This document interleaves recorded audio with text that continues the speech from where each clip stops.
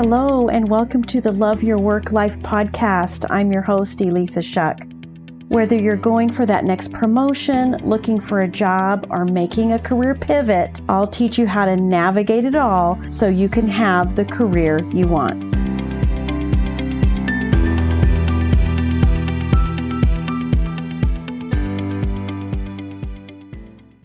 Welcome to Love Your Work Life, episode 93. Before we get started, I want to give you the dates that are coming up in February for my free masterclass, Feel Good at Work Again. I will be hosting this class on Thursday, February 9th at 9 a.m. Pacific and Saturday, February 25th at 8:30 Pacific. Be sure to check out the show notes. I have the link in there where you can go and register for these classes, and I also have the replay in there. So whatever the most recent class is, I am uploading that replay so you have all my latest thoughts on how to feel good at work again. All the tips, tricks, and strategies that I can think of that work, that will help you find some joy at work again. All right. Now, today's topic is about the problems that we face when we desire something new in our lives, like a new job, working someplace that actually appreciates us, and the disconnect that often happens between desiring it and actually getting it. So how do we combat this? What is the problem, right? We have a desire. So what is stopping us from getting that? And I've got to tell you, I really think the number one problem from moving forward and going from desire to actually having it is decision. I know it sounds overly simplistic, doesn't it? But it's not, because if you think about it, have you actually made a decision about what you desire? My guess, like for a lot of us, depending on the decisions and depending on how self-aware we are oftentimes stuck in confusion, feeling maybe a little bit discouraged. And the reason we feel that way is because we're thinking thoughts like, I don't know. What if it doesn't work? Or I could put in all of this time and effort and not actually land a great job. These are the thoughts that are holding you back in confusion and feeling stuck. Of course you would feel confused when you've got this conflict between something you desire and thoughts like that. Thoughts like, I don't know, or it might not work. So I want to give you a solution to this, a process for how to move forward and make your desire a reality. The first thing is decision. You can actually just decide in a moment. Have you ever thought about that? You just decide, boom, it's done, and you're moving on. It's 100% possible. It can be yes or no. It can be this or that. I love what one of the thought leaders I listen to says, and that is, you know what? If it's a hell yes, then go for it. And anything other than a hell yes is no. Even that sort of meh feeling, it actually means no. So instead of dwelling and indulging in indecision, let those not sure things turn into no, because the yeses and the nos are very powerful. They really are, because you can leave the no behind and move forward with the yes. Or if you decide no, then just stay curious. What would yes look like? Maybe you need to think about it more. A way to really dive deeper into the more important decisions is write out your reasons. This is different than pros and cons, because when you have a reason that you say yes or no to something, it means you won't have to go back and overanalyze and second guess yourself. You can remind yourself of the reasons for that decision and then just stick with it. That's all that's necessary, and it can happen so fast if you let it. Now, the good news is about making decisions is we also have the power to change our minds. This is another great thing that you can kind of reassure yourself with. Hey, I'm going to try this for a while, and if it doesn't work out, I can change my mind. If you get new information about something, then you can change your mind. But before you change your mind, I want you to stay committed for a while, because that commitment and the discipline of hanging in there for a little while will also help you know if your change of mind is because of new information or it's because of quitting. This is an important distinction to have. If the feeling around changing your mind is anything other than positive, then it's a clue that you need to take another step and check in on your thoughts. Because thoughts create feelings. Feelings drive actions, or another way I would put it, are feelings drive behavior. And quitting is a behavior. Inaction, staying still, is a behavior. So you want to check in on the thoughts that are driving your behaviors.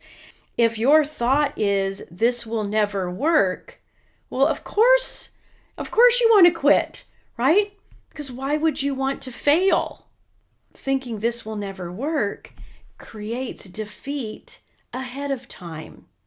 It creates failure ahead of time. That's why checking in with your feelings that are driving the idea, the behavior, the action of quitting and changing your mind is so important. When you think something like, this will never work, you're actually creating that result in advance because you're cutting off any possibility of your brain being creative and coming up with solutions for you. Our brains love harmony. They love to show a matched outer world and inner world. That's why it's so important to be intentional with your thinking instead of going back to default thought patterns. So check in with that change of mind. Is it because you feel curious? Is it because you have new information? Is it because just in the pursuit of one thing, it opened your eyes to something else? That can happen. And the decision in the first place was a good one, because had you not pursued that, you wouldn't have seen these new other things. Once you have the desire, make a decision, my friends. Now, how do you make those decisions stick? The way you do that is by describing what success looks like on the other side of that decision. This is where it gets kind of fun, because this is actually a marketing tool brands use to help people take action and purchase their products. It's the call to action. How do you get someone to actually take action? You show them what success looks like on the other side. Why do people buy smartphones that take beautiful pictures and videos? It's because what the brand is marketing to us is what success looks like. They're showing us what it looks like to take beautiful videos that don't shake, that aren't blurry, right? That's marketing. And you can use this marketing hack on your own brain by showing yourself what success looks like on the other side of that decision. And by success, I actually mean having it. It's not all the stuff you have to do to get it. It's what having it looks like and feels like. Let me give you an example. So if you have, say, a desire to get healthy, and you decide on some things that you're going to do to make that happen. The describe part of this process isn't about, I have to give up this. I will exercise 3 times a week, right? Those are the actions, but those aren't the end result. And the success is the end result. So you want to instead describe how you're going to feel, what you're going to look like. Will your clothes fit? Will you buy new clothes because you have a closet full of clothes that don't fit anymore? How are you going to feel? That's really the most important aspect of it. And let's apply this to a career. If you decide you're going to go for that promotion, or you decide that you're going to leave that toxic workplace and move on to a role that's challenging and helps you achieve your full potential and you feel appreciated and valued again, then don't focus on the job search actions. Of course, there are going to be things you have to do, but you won't motivate yourself to do them if that's all you're focused on. If all you're focused on is the actions that you must take. Instead, focus on the success. Focus on the result. What is it going to feel like? Especially describe the feelings that you'll experience after you land that new job. If you decide that you'll have a stress-free life, then go deeper. What does stress-free actually mean to you? Stress-free could mean something very different to you than it does to me. That's the level of detail I want you to get into when you start describing what success looks like. What does it look like on the other side of that decision? Not all the stuff in between. You'll figure out the stuff in between. You will. Because when you start focusing on the reality that you're going to have as a result of the decision, your brain goes to work for you. Brain physiology is on your side, my friend. It truly is. Describe your end result with as much detail as possible. Put in the visuals that you want to have. But more importantly, describe how you will feel. Because those feelings are what's going to drive action. You don't have to worry about the how. Your brain has so much to offer you when it comes to how, in the creativity and the innovation and everything that's available to you in the amazing mind that you have.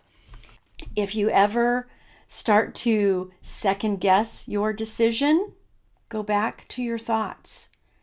Have you allowed yourself to slip back into thoughts that are creating the opposite feelings that you need to keep going? No problem. Guess what?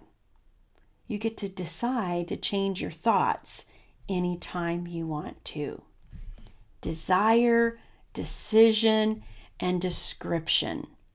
Those are the 3 keys to getting what you want in any area of life. But of course, you know, my primary goal for you is to love your work life. I'll catch you later. If you like this podcast, I invite you to visit the Love Your Work Life website at elissashuck-careercoach.com. On the site, you'll find all the information you need to work with me one-on-one, as well as get access to my courses, Job Search Field Guide, and The Art of Stellar Interviews. I can't wait to help. I look forward to seeing you there.